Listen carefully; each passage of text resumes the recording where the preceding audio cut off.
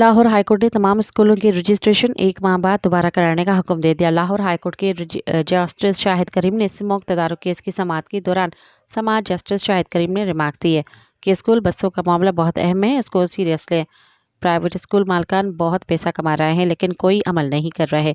हमने अगले सीज़न से पहले स्कूल डिपार्टमेंट से ये अमल कराना है।